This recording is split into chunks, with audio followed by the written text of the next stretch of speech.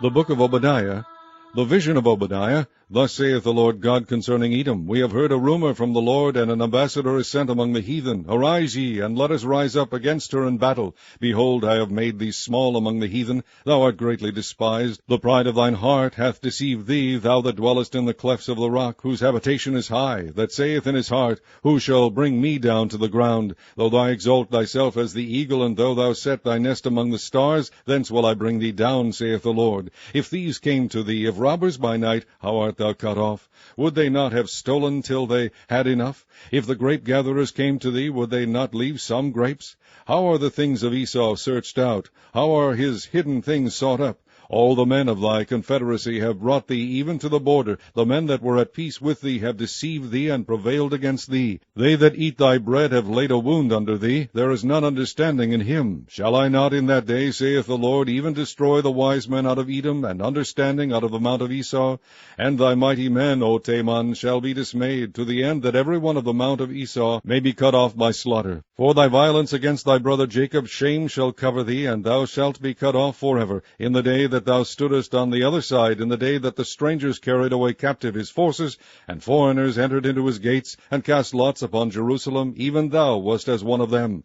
But thou shouldest not have looked on the day of thy brother in the day that he became a stranger, neither shouldest thou have rejoiced over the children of Judah in the day of their destruction, neither shouldest thou have spoken proudly in the day of distress. Thou shouldest not have entered into the gate of my people in the day of their calamity. Yea, thou shouldest not have looked on their affliction in the day of their calamity, nor have laid hands on their substance in the day of their calamity. Neither shouldest thou have stood in the crossway to cut off those of his that did escape, neither shouldest thou have delivered up those of his that did remain in the day of distress. For the day of the Lord is near upon all the heathen. As thou hast done, it shall be done unto thee. Thy reward shall return upon thine own head. For as ye have drunk upon my holy mountain, so shall all the heathen drink continually. Yea, they shall drink, and they shall swallow down, and they shall be as though they had not been. But upon Mount Zion shall be deliverance, and there shall be holiness, and the house of Jacob shall possess their possessions.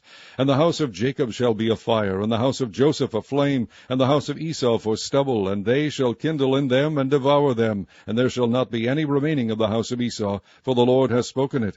And they of the south shall possess the mount of Esau, and they of the plain the Philistines, and they shall possess the fields of Ephraim, and the fields of Samaria, and Benjamin shall possess Gilead. And the captivity of this host of the children of Israel shall possess that of the Canaanites, even unto Zarephath. And the captivity of Jerusalem, which is Sepharad, shall possess the cities of the south. And savers shall come up on Mount Zion to judge the mount of Esau, and the kingdom shall be the Lord's.